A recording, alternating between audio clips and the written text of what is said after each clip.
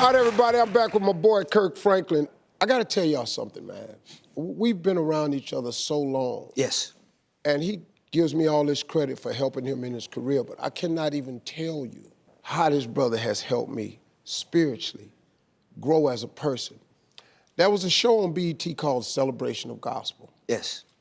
And the first year they did it, they asked me to host it. So I'm hosting the show, and I was feeling a little tension backstage, man. Really? You know, gospel artists would speak, but then I could hear them whispering.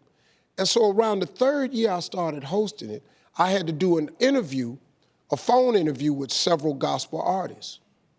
And we were on a conference call, and they didn't know I had buzzed in. And I'm not gonna say no names, but I heard these gospel artists saying, well, we really don't understand why he's the host. He's not saved. And you know, I always knew God. My mom was a Sunday school teacher for 40 years. I knew who he was, and that's why I was good at the job. So I told Kirk, I said, hey man, I'm thinking about quitting. He said, no, you're not, doctor. I said, yeah, man. He said, no, you went and got Donnie McClurkin and said he thinking about quitting. He said, no, you're not. You gonna quit, why? I said, man, they don't want me here. He said, how you feel? And I told him the whole story. They said, hey man, don't worry about them. He said, can't now one of them people save you. They can't save you, they can't save themselves. He said, you here for a reason.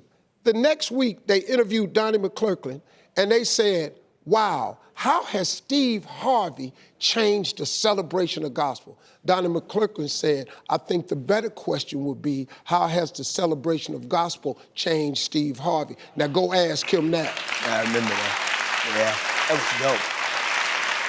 That was in the third year. That's dope. I hosted that show for 13 years. Yes, sir. Yeah. Do you remember when you wrote Smile?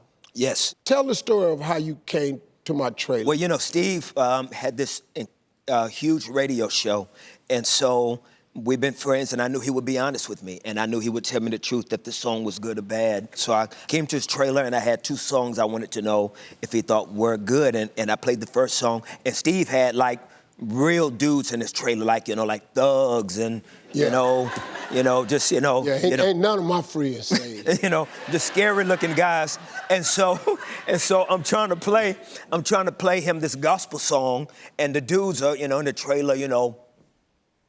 And then I play I Smile. When I finished playing I Smile, like the hardest dudes in the trailer were like, you know, you know, like, like real talk. And again, it's like I'm a little man, so I'm scared, you know. And so, you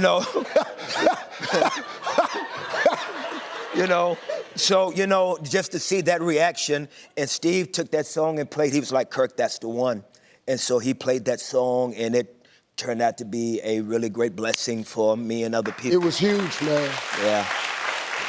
Ladies and gentlemen, this is my man, Kirk Franklin. His new single, Love Theory, is available now on all digital platforms, and you can go to KirkFranklin.com for the Long Live Love tour date. We'll be right back, y'all.